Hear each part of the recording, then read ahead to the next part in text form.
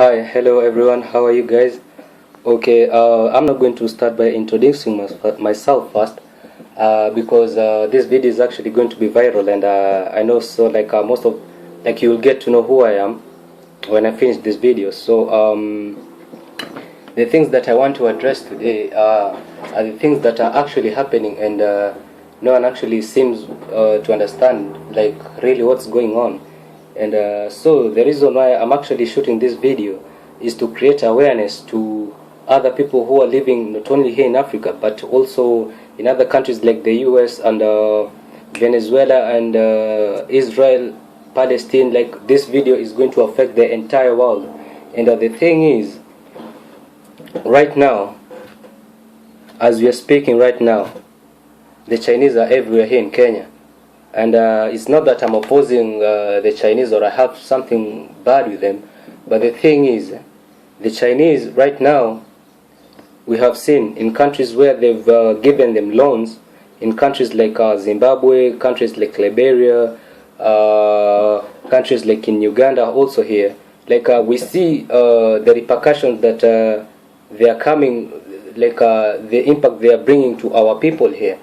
So the Chinese right now as I'm speaking, the Chinese are the policemen in a country in Africa.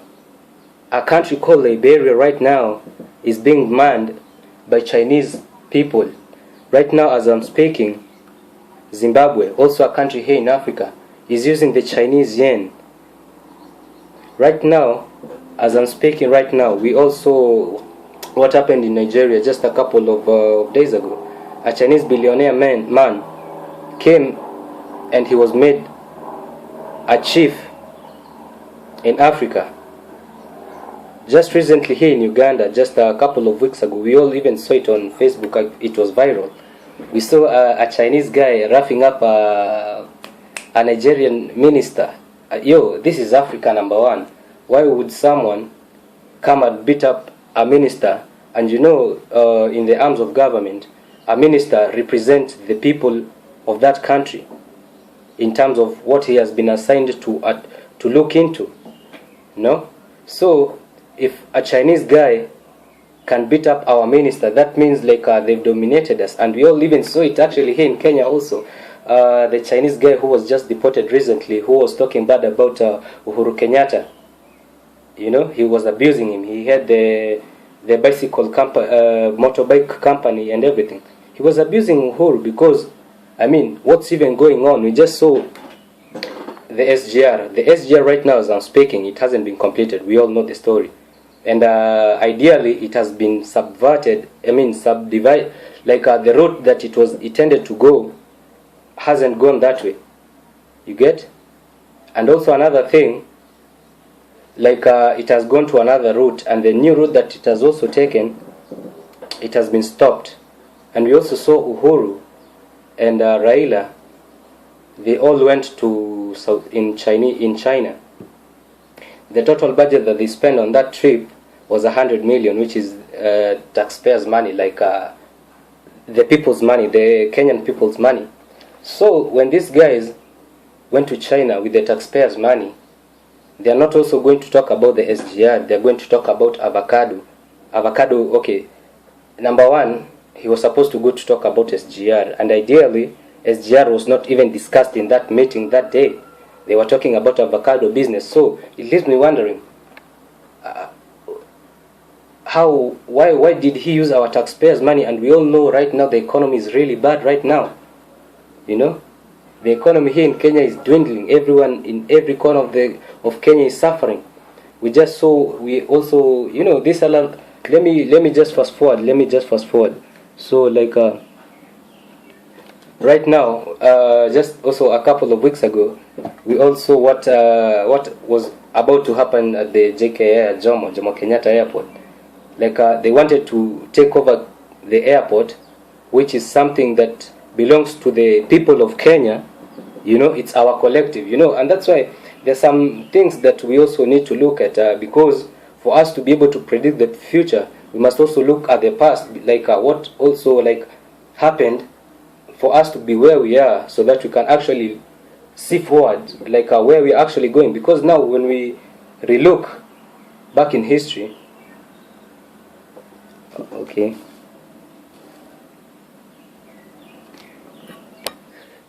so when we look back in history, we actually come to realize that most of the things that we actually taught in school, like when we were growing up, these things were entirely actually not true. Because like just recently I visited my nephew, and I asked him like who discovered America, and he still says like it was Christopher Columbus. And we all know that it's not Christopher Columbus who discovered America, because like we had the indigenous people who are actually living there. And mind you, your kids right now at school, they're still being taught by their teachers that it is Christopher Columbus who discovered America. And we all know that these people have been there.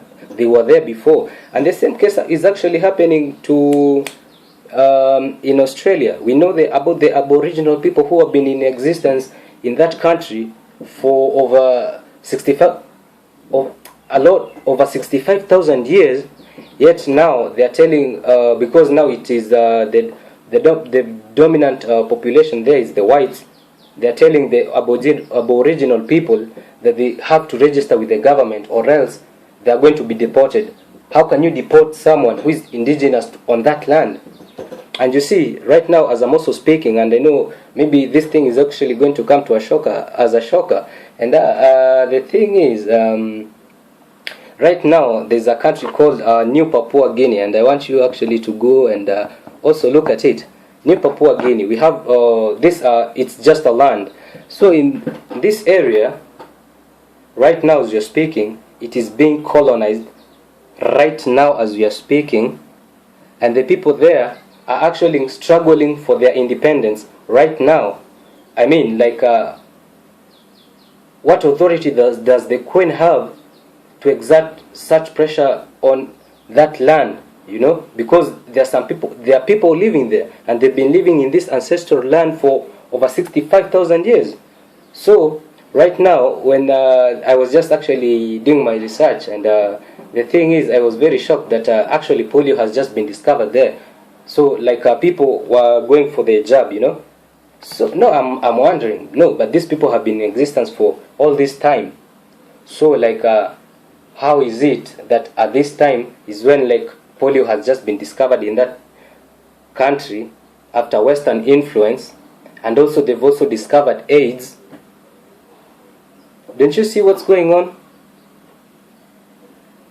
Because if these people have been existing, and that's why, you know, I've been raised by my grandfather, and my grandfather actually fought for the liberation of this country. He was one of the freedom fighters, because he was incarcerated in one of the detention camps in some parts of Lemur, I believe. So he says, and my grandfather actually says, like, the white man actually never left our lands, because if that was so, like, actually Dedan Kimathi was to be our president of this country. But then even a lot of people, even here in Kenya, actually don't know who Dedan Kimathi is, because like the education that these children are taught is not like entirely true. Because like I said, this is how the brainwashing technique it goes. Like you educate a certain number of, like, one generation on one thing, and they'll be like, they are able to follow your doctrines and teachings and everything.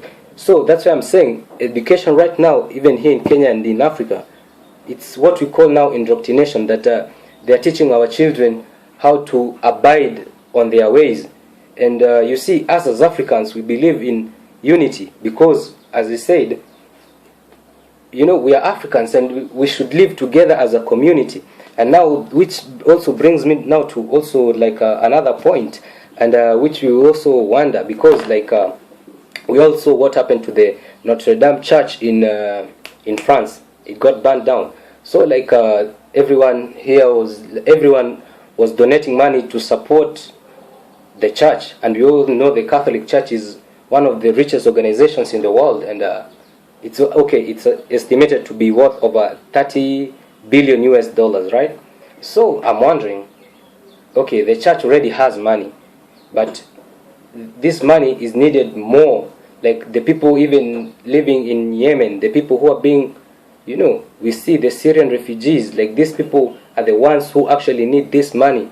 But now the elite people are the ones that are actually sending money to the church, and the church is already, the Catholic Church is a big organization, and we actually got shocked very much because like how can a Catholic church be having the images we all saw, and it's not something that I'm just inventing or just we all see, we all saw the idols and shit, man, and it wasn't even pleasant to the eyes because like just Google and you'll see them. So I was wondering if the elite can actually donate money to save a Catholic church, which literally don't need that money, yet even not only here in Africa, even I'm talking about countries like Yemen and the Syria, the refugee crisis in the world right now. Why could that money be used to actually help these people, And again, like just also like a couple of months ago, we actually saw what happened in Mozambique, the cyclone that killed over 1,000 Africans. And we also this president. I actually even posted it on my Facebook.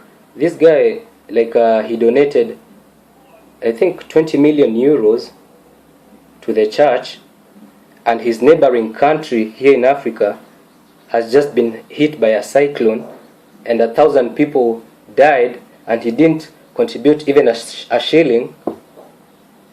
Then his money is taking it to Paris, to the Notre Dame Church, which has idols. It makes me wonder because like how is that even possible? Because like looking at the humanity point of view, because I mean like the church doesn't, and you see another thing, like these things we can even elevate them, and we actually even saw it here in Kenya. We had drought, and now to a shocker to you, most of the members of parliament and the governors of here in Kenya, they did not contribute even a single coin, and the areas that were actually affected by this drought, the governor Nonok was saying that no one is dying, and it actually made me so pissed off because you're the representative of these people. Why are you saying that your people are not dying? Yet it's only Akode. Actually, I will even vote for you because I mean, she was the only one, like she contributed, and it doesn't make sense. And people were actually trolling Akode and telling her not to spread her legs. No, we now look at the humanity of people around us because the world is a jungle and everyone is out for himself, and that's why I'm saying. Like we don't need politicians who just are in love with appearance, but people who are in love with humanity. You see? And the thing that's actually like it's making me sick is something like okay, we've been seeing the corruption and everything, but now the justice system also here in Kenya, like as per regards to the constitution, the justice system is independent. So if the justice system is independent, and also the the director of public prosecutions, if they are not able to convict people who have looted public funds, yet when someone these petty crimes, like we all see how quick action is always taken, it makes me wonder because like because you see this money, it's for us, and that's why you see even right now there are no libraries because like you see, like the system is so bad, like we don't have essential things like even the primary schools right now. If you actually even see them, they've always been that way. And why is that?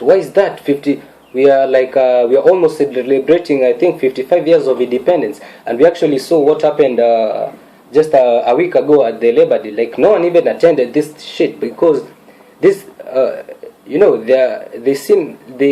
They think that we are stupid, but we are not. But we've been seeing what has been going on, and as I said, looking back to history, we are able to predict what is coming there in the future. And we all know, and I'm not afraid even to say, like, even Margaret Kenyatta, we all know that she's affiliated to the Queen. She's of royal blood, and I don't have a problem with that. But then, why is it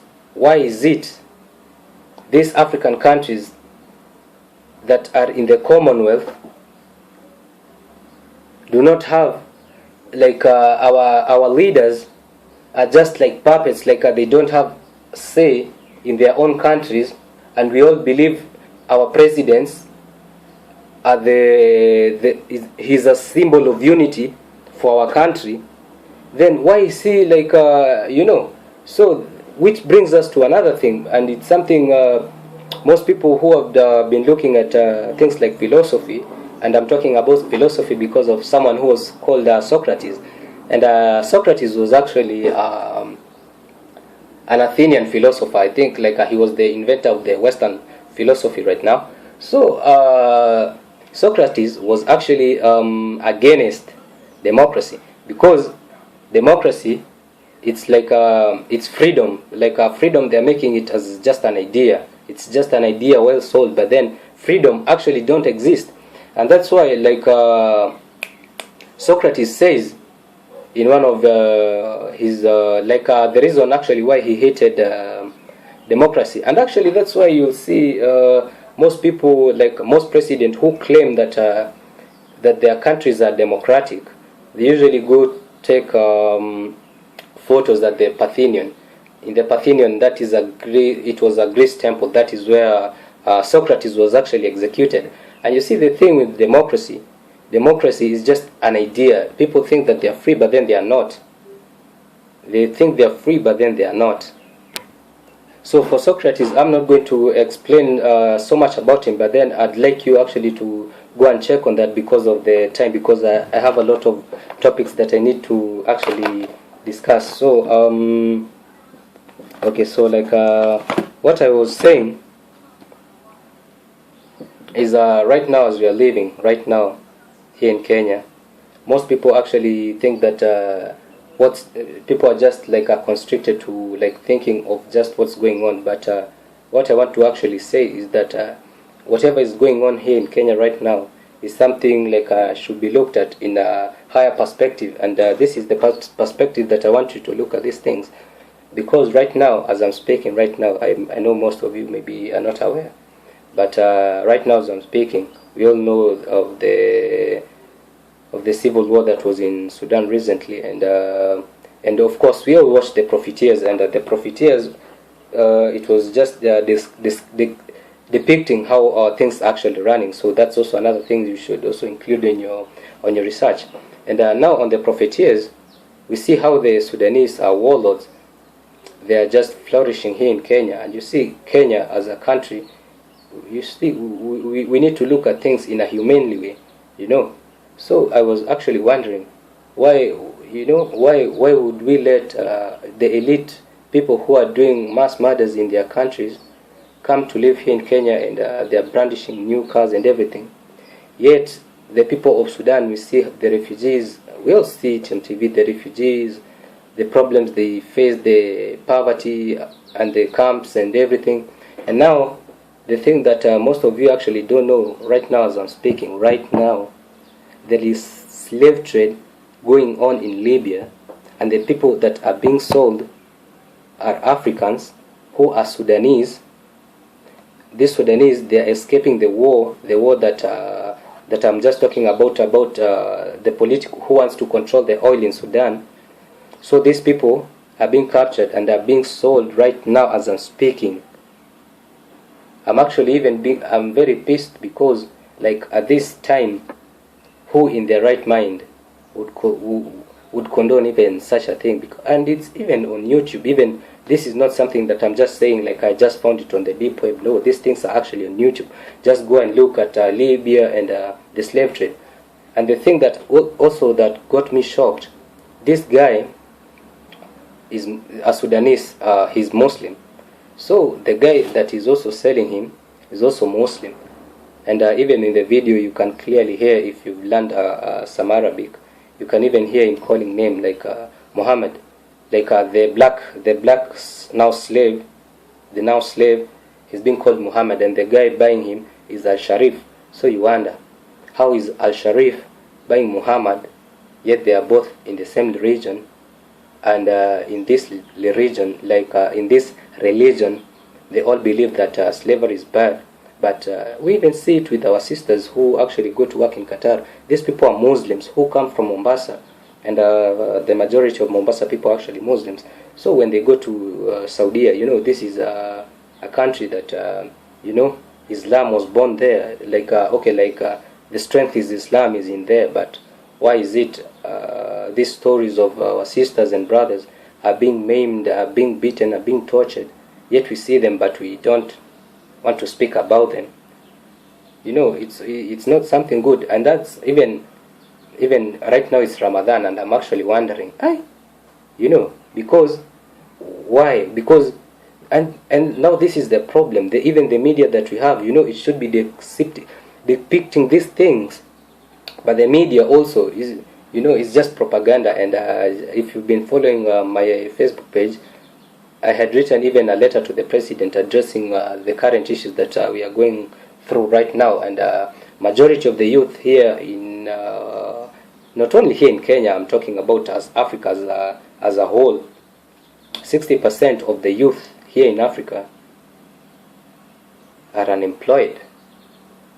Now, I want to bring something else into your perspective. Now, this unemployed youth, number one, they are believed to be the leaders of tomorrow.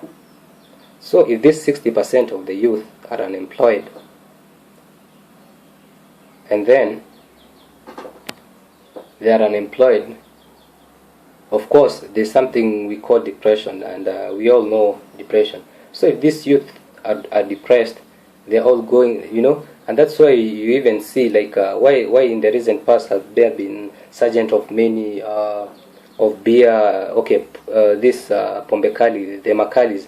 Every time it's there, because they know that the youth of this country, especially here in Kenya, are demoralized. So when you're demoralized, it's it's something psychological. When you're demoralized, you are not able to come to logical conclusions about what's actually going on in your country. This is socially, economically, and political, and this is one of the techniques of brainwashing people. And so after so number one, it comes the destabilization of the economy. So once the destabilized country like ours, like we are in debt right now, so that's the first step.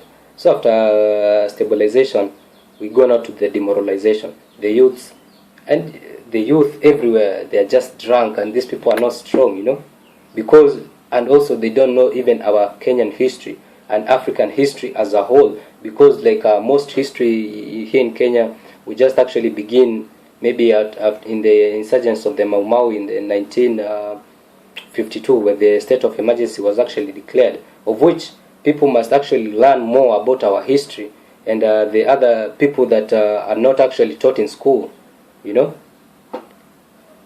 So as I was saying, on demoralization, this is where like someone is not able to come to logical conclusions as to what is going on socially, economically, and politically, because like right now what most are thinking is about how the economy is hard and how they also need to survive. So like ideally they're not looking at the wider perspective of actually what's causing all this problem. And that's why you see like even the BAT company, we all know it's the British American Tobacco, and mind you, the British American Tobacco is Britain and the Americans combined together.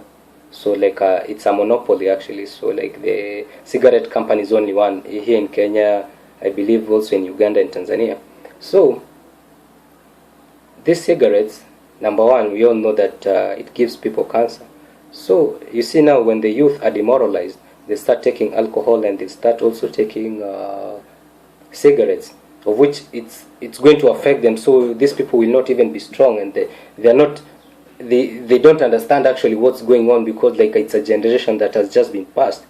And now the kids that are learning in school right now, actually, and that's also another thing that I also want to bring into your attention, like in 2001 and 2002, if you all remember, if you were in school at that time, and I was actually born in '95, so like I saw the transition of the internet, and I've been there, like I've seen the transition, and that's why I'm now explaining this. So in 2001 and 2002, I believe there was an education called political education, and ideally, and I can vividly remember, and political education, what I recall from what I learned, it's of how people of a country should be taught to live as citizens of a country, you know, the way we've always been living as a community.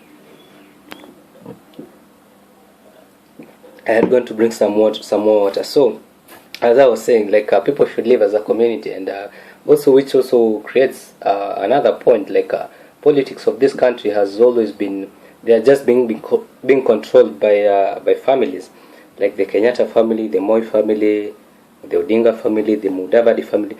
And you see, in political education, as to one of the reasons why it was actually abolished, political education was like to teach people how to live as a community. And this, when it was abolished in the year 2002, it was also abolished in other African countries like Uganda, you know. So if this political education could actually be, and it's something that I also would wish it's taken back to school, so that we can also make our children better thinkers, you know.